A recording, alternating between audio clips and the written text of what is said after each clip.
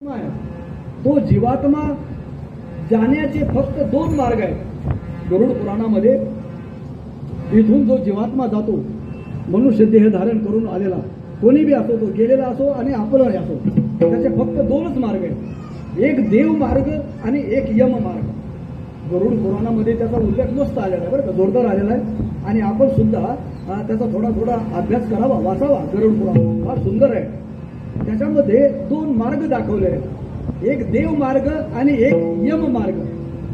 M मार्ग हा कोणासाठी ठरलेला आहे की ज्याच्याकडून पाप घडतं त्याच्यासाठी यम मार्ग ठरलेला आहे. कशासाठी आहे तो? ज्याच्याकडून पाप घडतं त्याच्यासाठी यम मार्ग आहे. नामाशी विनमुख हो तोनर पापी, हरी ज्या नामाला जो विनमुख आहे अशा पाप्यासाठी ठरलेला यम मार्ग आहे. परंतु यम मार्ग गरुड पुराणामध्ये जो सांगितला तो यम मार्ग भयावह आहे. कसा आहे तो? हो, भीती देणारा आहे किंवा दुःख देणारा आहे. पण देव मार्ग मात्र सुखप्रद असं सांगितलं आहे. देव मार्ग कसा आहे? आपल्याला हरिपाठामध्ये सुद्धा ज्ञानोबारायांनी असे दोन वर्णन केलेले आहेत, बरं का. एक यमाचा पाहुणा आणि एक देवाचा पाहुणा, बरं का. हा, बोलणं तेच आहे, अर्थ तेच आहे. आता मी जे बोलून गेलो ना, अर्थ तोच आहे. एक यमाचा पाहुणा आणि एक देवाचा पाहुणा, या दोन पाहुण्याचा उल्लेख आपल्याला हरिपाठात आलेला आहे, बरं का. पाठ असेल तर म्हणू शकता, बरं का.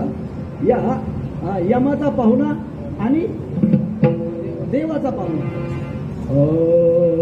शांती दया पाहुणा हरी हरे, शांती दया पाहुणा हरी हरे, शांती दया पाहुणा हरी हरे, शांती दया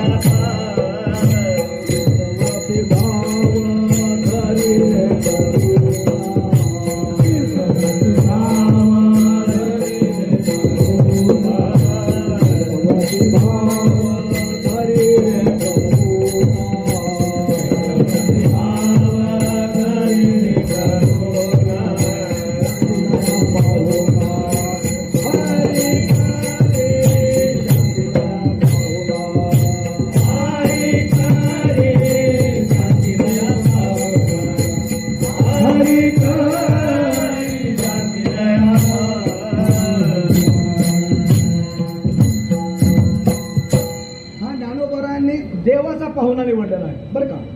आणि एक आहे यमाचा पाहुणा. मात्र मनुष्य देह